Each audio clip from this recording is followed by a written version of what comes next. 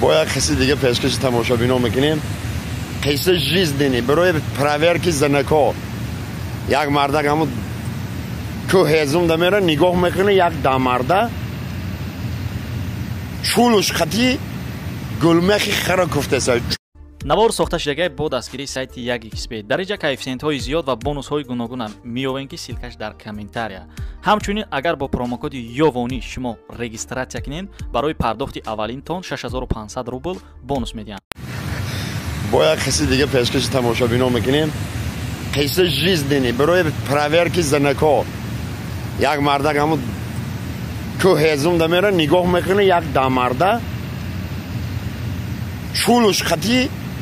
گلمخی خرا کفته سای چولوش قطی زده سای دان دان دان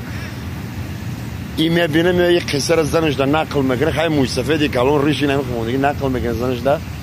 سهر روز میشه میگه یعنی کار ما بهوده کرده و زنک دا بهوده به قصر نقل کرده این زنک دیگه اویلی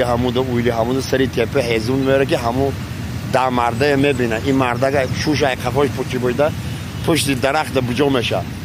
پیش دامرده میره میگه من خیلی خواهشی خودم خطی آمدم تا هم خیلی میگن کراچی همه خطی من خواه خیست کن دامرده مایلی میگه اما خیلی شپیده رو زنم که خواه میکنه شپیده روی میکنه درنگاس میکنه میگه دیستوی تل نه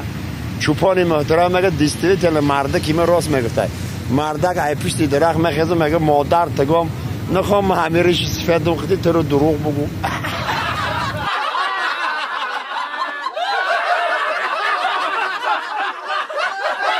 میپرسیم انیکدوتای ما سمرتلنی برای مردکای یک روز یک مردک بچه‌اش میگیره بانیا میره خیلی بانیا چی خیلی وقت مردکی به عقل اولش کوده که تو بانیا میبری اما خیلی آب پا و سرمت یک کودک دیگه مغزاو میکنه بالا پایان هر دش گالی آباز دارن کودک میچورته همه به تختی پشدنده ای چولی آتش هم خبر به تختی میرفته مردک ایتار سری کودک همه خواب میزنه میگه